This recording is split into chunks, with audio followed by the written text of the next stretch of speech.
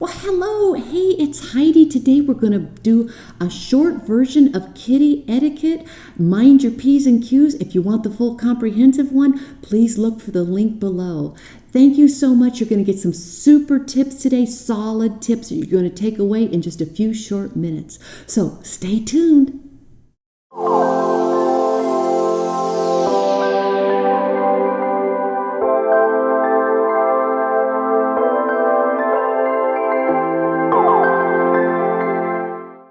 Hello there, it's Heidi, Doula Bond, International Cultural Consultant and Etiquette Expert. I'm so happy to see you today.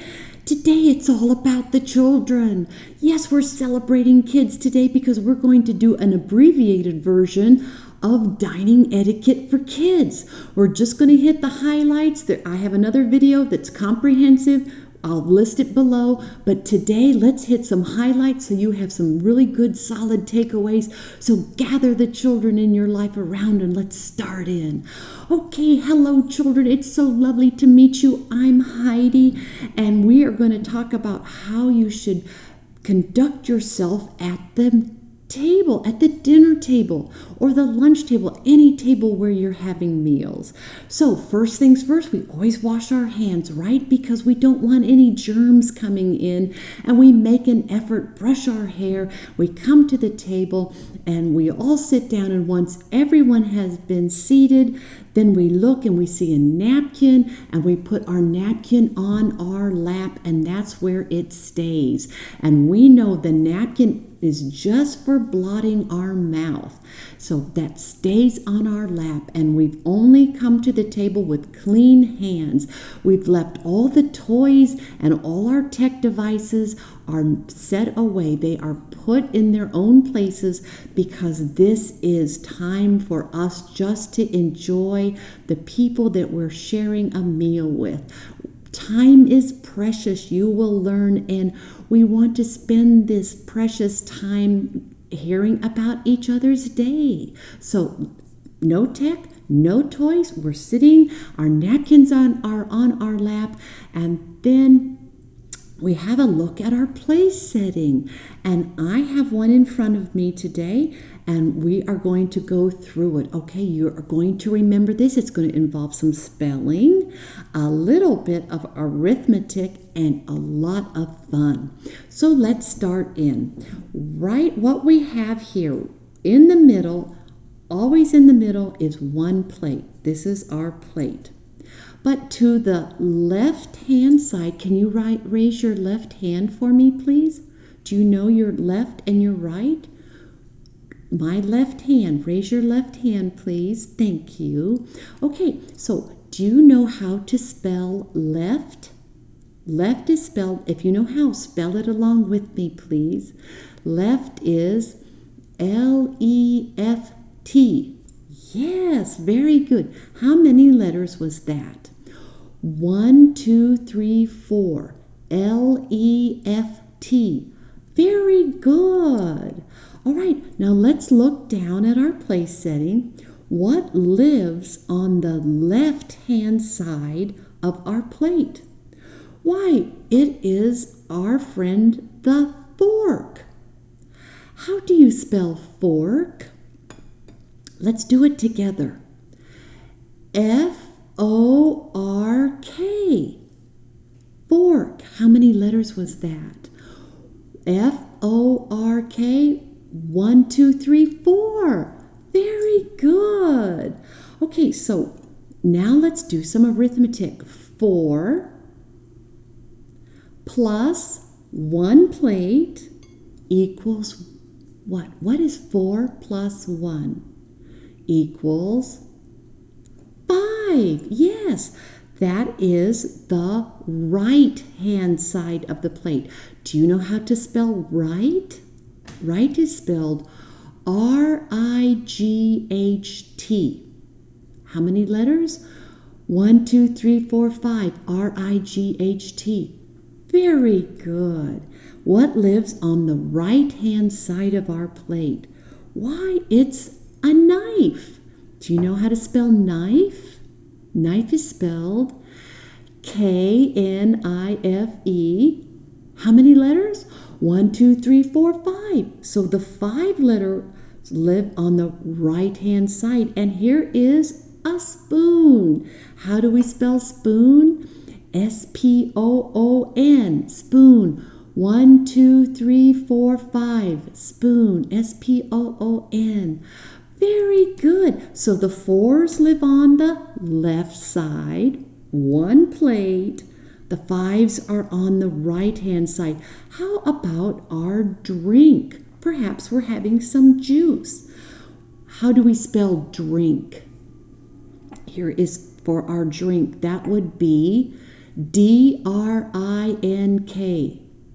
1, 2, 3, 4, 5. So our drink lives on the right-hand side above the knife and spoon. So that was easy, wasn't it? 4 plus 1 is 5.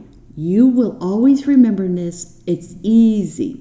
Okay, so now we're here at the table and our dinner is going to be served. And what are some of our rules? Well, we always say please and thank you. We say please because we're asking someone to do something for us. Let's say something we would like to have is too far for us to reach because we never reach across anyone. That is not considered nice. So we could say, would you please pass something, the mashed potatoes? And we say please because we've asked someone to do something for us. They have to stop what they're doing and pass the mashed potatoes. When you get them, you would say, thank you. Someone fulfilled your request. They did what you asked. So we would say, thank you. Okay, we start eating as soon as everyone has been served. But sometimes our host, maybe one of the adults, will say, please start while it's hot. And then you can start when you are served because our host told us that's okay. So then we will start, but what are some other rules at the table? Well, we use our inside voice. We never yell at the table. That's considered impolite. Yes, it's rude to yell at the table because we're being very respectful of everyone because we are cherishing this small amount of time together. We've looked forward to having this meal with family and friends all day long. So we're very respectful and we do not yell and we do not interrupt.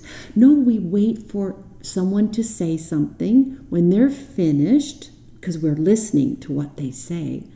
And then we can say something. So we take our turns. We don't interrupt each other and we don't overspeak, which means talking when someone else is talking. No, you don't do that. I know you're so polite. So we have some of our rules. Now, when we start eating, we have some more rules. But now how do we pick up our knife and our fork? There's so many things here. Well, generally speaking, and as you grow older, you will grow into this. I'm just going to tell you what you're going to grow into. So you do the very best that you can now, please, and the adults will help you. But just know that generally you work from the outside in. So we have our spoon here. Remember, spoons live on the right. Well, this spoon is for soup, and we would eat our soup, and then we would put the spoon away, and then the soup would be taken away, and then we have more forks and a knife, and forks live on the left-hand side, and we have 2 forks, so that must mean, we're having a salad.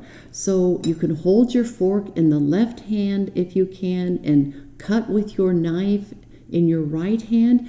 If you're able to, maybe you're old enough that you can hold your knife and fork properly, properly meaning when you're an adult. But for now, when you're a child, just do the best you can. But I'm going to teach you as you get older and your hands get bigger, how you will hold the knife and fork the rest of your life. Well, you'll put them in the palm of your hand like this, and you'll wrap your thumb around the handle to hold it, and your pointer finger is at the top of the handles, at the bottom of the tines, at the bottom of the blade. Wrap your fingers around it to hold it nice and tightly, and then you turn, and then you can cut and eat. and you can always rest your knife on your plate. That might be hard for you now, so you can hold your fork in your right hand and then you can eat, and you always sit up straight, because that's also being respectful, and it helps your tummy. It helps with your digestion. So sit up straight, and then you eat and you enjoy your meal. And when you are resting, maybe you need a little rest, you put your knife and fork like an upside down V, the letter V, like victory. And then if you have to go to the bathroom, you could say, "Would you please excuse me?" And you can go to the bathroom with this is a secret code. This secret code of an upside down V means I'm resting. And you run to the restroom, you put your napkin on the plate, and then you would come back, pick up your knife and fork and start in again, put your napkin back on your lap. And at the end of the meal, you would put your knife and fork in a diagonal across your plate. And that's another secret code for I'm finished. So dining etiquette is full of so many fun secret codes and all these different etiquette rules, because you're being respectful, and as you get older you will remember them. But the main ones are never chew with your mouth open, because nobody wants to see that, and air could get in and air will bother your tummy. Never speak with your mouth full. That's considered quite rude. So no, chew many times, swallow. And here's a tip for you. Don't put too much on your utensil. Just a small amount. Take small bites, please. That's so much better for your tummy. So small bites, never talk with your mouth full. Sit up straight. Elbows are never welcome on the table. Never. Sorry, because it's disrespectful. Make pleasant conversation. Wait your turn. Ask people how their day was. And listen. Be interested in what they have to say. So at the very end of the meal, when we've sent our secret code, when our knife and fork are in a diagonal, that means I'm finished. And then you might like to leave the table. If people are still eating, then you might ask. You would say, "May I please be excused?" And then they will say, "Yes, of course you can." Then you get up, knife and fork diagonal, and then you put your napkin on the left-hand side of your plate where the forks live, and that's another secret code for my meal is finished.